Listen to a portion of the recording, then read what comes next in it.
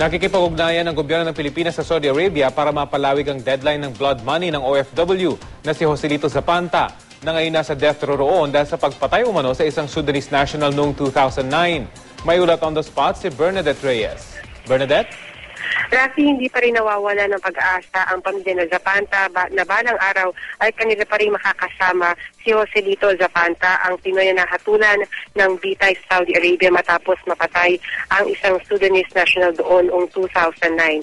Ayon kay Jesus Zapanta, ang ama ni Joselito, sila raw ay kasalukuyan pa rin na pinupunan ang 44 million pesos na blood money na hinihiling ng pamilya ng namatayan.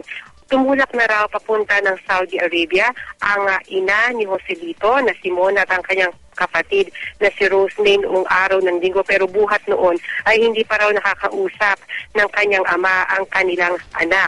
Sa ngayon ay umaapila sila sa pamahalaan na patuloy raw silang tulungan at humihiling din sila ng tulong mula sa mga kapwa Pilipino na kung maaari raw ay makapagbigay tulong rin para mapunan ang kanilang kakailanganing pondo.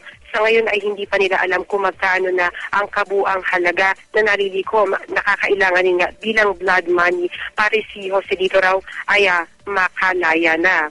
Sa ngayon, ang tanging kinabubuhay lang ng kanilang pamilya ay ang pangingisda at pagtatanim sa bukid na hindi raw sasapat kailanman para matustusan ang blood money na kakailanganin.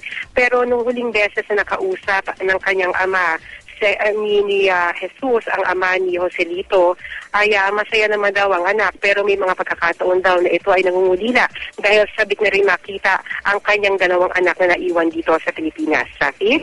Bernadette, bukod sa pag-raise ng blood money ay karaniwang ginagawa ng pamahalaan ay kinakausap yung pamilya ng biktima. Meron ba tayong impormasyon kung gagawin ito ng DFA?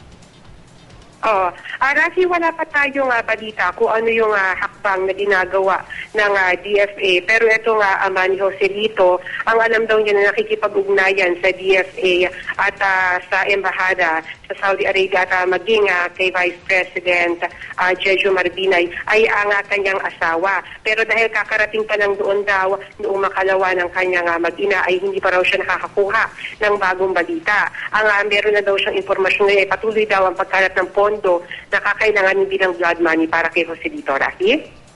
Maraming salamat, Bernadette Reyes.